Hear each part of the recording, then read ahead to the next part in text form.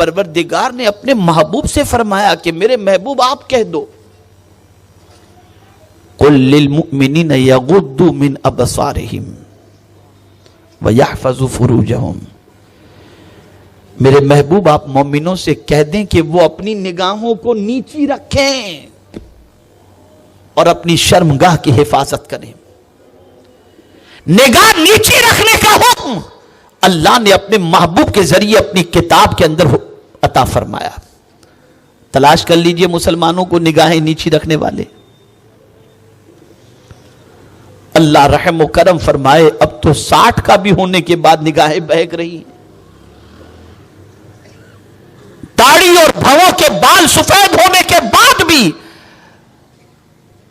اگر کوئی جوان لڑکی نکل رہی ہو تو تانک جھانک کرتے ہوئے لوگ دکھائی دیتے ہیں۔ کیا ہو گیا یہ؟ کیا قرآن اس لیے ہے کہ اس پر عمل نہ کیا جائے؟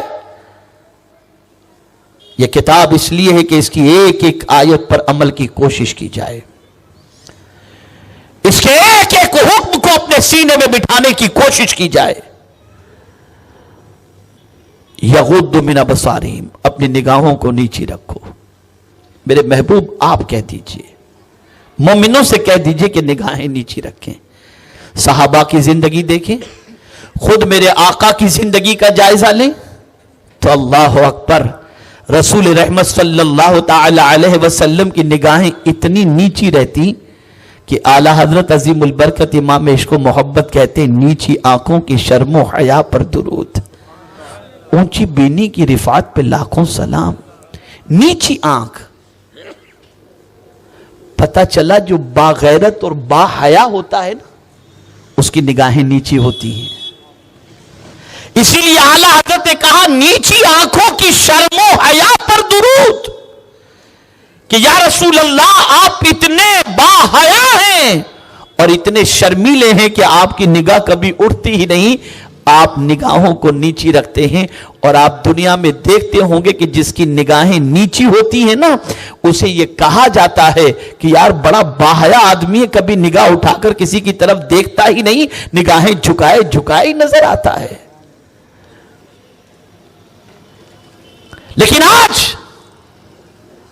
شاید ہی کوئی جگہ ایسی ہو، کوئی ماحول ایسا ہو، کوئی موقع ایسا ہو جہاں پر نگاہوں کو بے لگام چھوڑ نہ دیا جاتا ہو۔ کیا وجہ ہے کہ ہمیں اپنے پیر کے نیچے کی چیز نظر نہیں آتی اور اللہ والوں کو زمین پر رہتے ہوئے لوہے محفوظ پر لکھی ہوئی تقدیر نظر آ جاتی تھی؟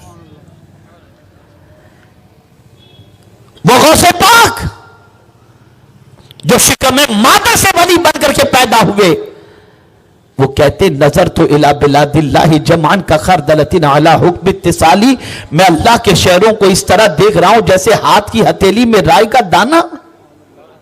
یہ نظر کہاں سے آئی؟ وہی نیچی نگاہ کی بنیاد پر، نگاہوں کو جھکانے کی بنیاد پر۔ میں پوری ذمہ داری کے ساتھ عرض کرتا ہوں، مرد ہو یا عورت، اگر کوئی حسن آپ کے سامنے سے گزر رہا ہو اور آپ صرف اللہ کے حکم کو پیش نظر رکھتے ہوئے نفس کہے کہ دیکھ لو، اور آپ قرآن کی آیت کو پیش نظر رکھتے ہوئے گردن جھکا لو، نگاہ جھکا لو، خدا کی قسم دل میں سکون پیدا نہ ہو تو جو چاہو مجھے سزا دے دینا۔ جھکا لو نگاہوں کو کہ نہیں مجھے نہیں دیکھنا ہے، میں کیوں دیکھوں؟ میرے لیے اللہ نے حرام فرما دیا ہے۔ بچاؤ اپنی نگاہ کو، پھر آپ دیکھنا قلب کو کتنا سکون ملتا ہے، دل کو کتنا قرار ملتا ہے۔